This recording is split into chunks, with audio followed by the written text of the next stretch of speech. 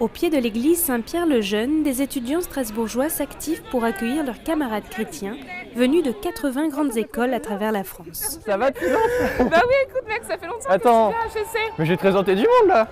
Pour ces jeunes de communautés chrétiennes, ce rassemblement annuel est incontournable. À la fois, on retrouve plein de copains qu'on s'attendrait pas du tout à voir ici. Par exemple de Nantes, là j'étais avec Madeleine, que j'ai pas vue depuis au moins 2 ans, etc.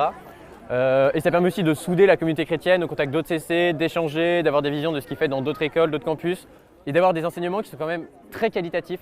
Car dans leur bagage, certains ont amené de nombreux questionnements. Est-ce que c'est mieux de dire il faut affirmer sa foi, mais de façon modérée ou pas? Est-ce que c'est comment évangéliser les autres qui sont croyants mais pas forcément pratiquants, la façon de le faire? Si on doit plutôt suivre le mouvement ou au contraire proposer quelque chose de nouveau et essayer d'entraîner les autres. Il y a quand même pas mal de choses auxquelles quand même il faut réfléchir. Pour guider leur week-end, ces étudiants ont choisi un thème, influenceur ou follower, autrement dit, quelle position adopter dans une société où le christianisme décline. Première étape, une grande conférence pour distiller quelques pistes de réflexion. Il faut arriver à gérer ce changement de rapport au monde extérieur lié à des questions statistiques et des questions internes sans, j'allais dire, se bunkériser. C'est-à-dire sans se dire, bon alors, j'ai plus d'effets sociaux ad extra, mais je continue d'être influencé par le monde extérieur, donc je vais élever des murailles entre moi et le monde extérieur pour éviter d'être dévoré. L'idée, c'est effectivement d'avoir une identité forte, mais une identité qui soit ouverte. C'est plus facile à dire qu'à faire. Je suis bien content de laisser ceux qui sont aux manettes me dire comment on pilote la transformation, parce que c'est compliqué. Il me semble que nous, catholiques, dans la société française, nous n'avons pas le droit de jouer aux victimes, parce que nous sommes ceux qui pouvons le plus porter la longue histoire de notre pays. Il faut accepter qu'il y ait dans notre pays des religions différentes aussi.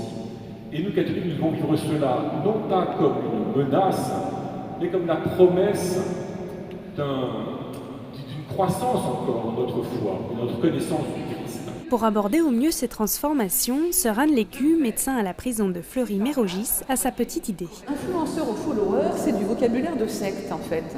C'est le gourou ou les adeptes. Et je pense que l'évangile, c'est né justement pas cela. Il ne s'agit pas de chercher absolument à influencer les autres, et je crois que suivre le Christ, ce n'est pas être follower. C'est quelque chose autour de la fraternité. Est-ce que nous aimons le monde dans lequel nous sommes? Est-ce que nous nous reconnaissons frères et sœurs, entre nous comme chrétiens, mais frères et sœurs de ces gens que nous côtoyons? Et moi, clairement, dans la prison à laquelle je suis envoyée pour travailler, j'ai le vif sentiment que ces femmes que je côtoie sont comme moi, et qu'elles sont mes sœurs. Et j'aime y aller pour travailler là. Et je pense que c'est d'abord ce sentiment d'être tous et toutes enfants d'un même Père qui nous permet d'aimer ce monde et de nous situer avec justesse. Ces paroles résonnent parmi l'assemblée. C'est pas influencer, le but c'est partager, c'est vraiment l'idée. On ne peut pas dans nos aumôneries imposer notre foi, il faut vraiment la vivre dans l'amitié et la proposer aux autres comme un chemin de partage. Comment répondre aux défis culturels, spirituels d'un monde qui change, qui va mal, qui y a moins de chrétiens, il y a plus de violence, de souffrance. En fait non, on doit être porteur d'espérance parce qu'on pense vraiment que de toute façon l'espérance, c'est on pense que chacun est capable de changer. Et donc ça m'inspire parce que ça change tout. Si je ne suis pas déprimée, si j'ai une espérance qui est énorme, ça change quand même tout.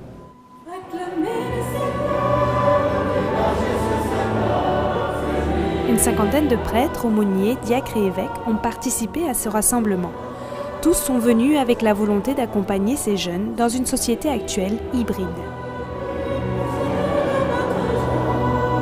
Les jeunes sont à l'aise là-dedans parce qu'ils sont très reliés par les réseaux sociaux, ils ont des amis aux quatre coins du monde, ils voyagent facilement. Et en même temps, ces jeunes aussi sont en crainte parce que justement, les institutions, ils ont le sentiment qu'elles se sont effondrées. Les institutions, c'est le politique, c'est l'éducation, c'est la famille, c'est l'Église, c'est bref, tout ce qui contribuait à construire les sujets. Et ils ont besoin de sentir que l'Église, pour le coup l'institution, elle est avec eux, derrière eux, pour à la fois les les sécuriser en leur donnant les moyens de vivre leur foi et de la comprendre, et en même temps qu'elle est à leur côté pour les accompagner dans leurs initiatives et dans leurs élans missionnaires. D'ailleurs, pendant le week-end, les bénévoles des associations partenaires du rassemblement ont pu échanger avec d'autres étudiants et la crainte qui les habite s'est estompée. C'est vraiment un booster parce que des fois on se sent seul un peu, on se sent un peu comme un petit îlot solitaire dans le monde et on ne sait pas trop où trouver des personnes avec qui parler de sa foi.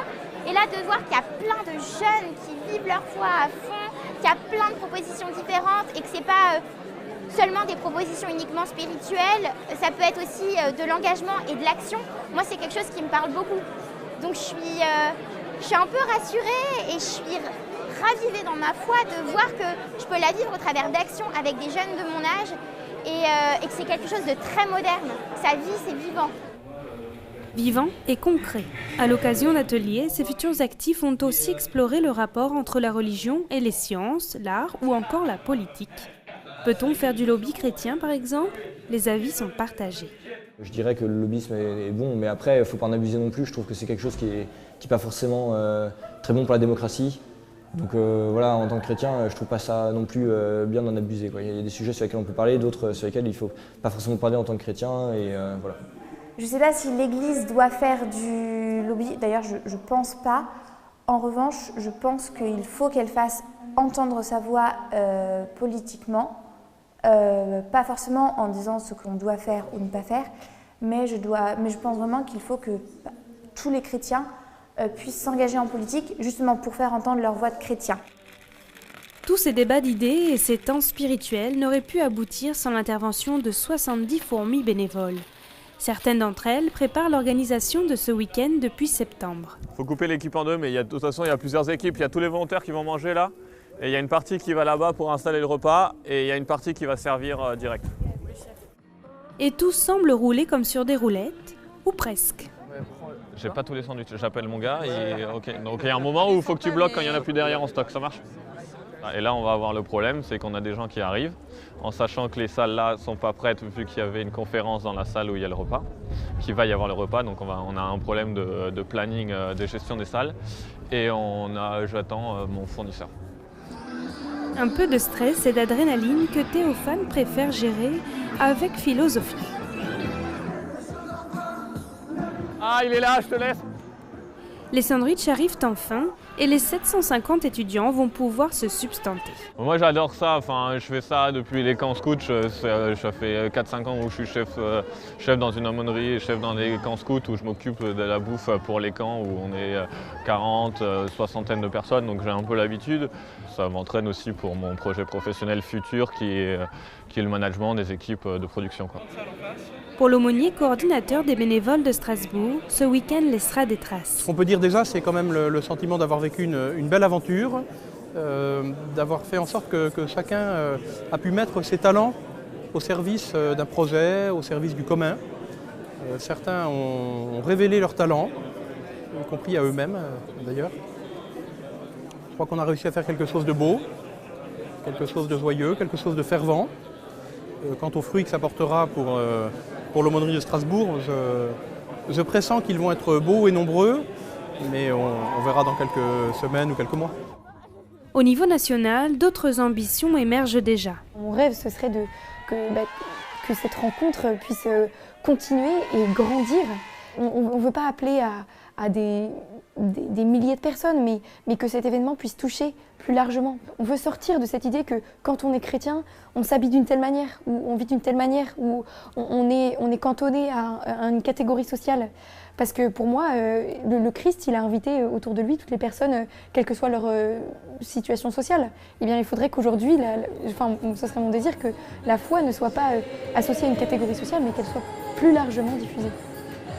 Un défi à relever d'ici le rassemblement des chrétiens grandes écoles de l'année prochaine.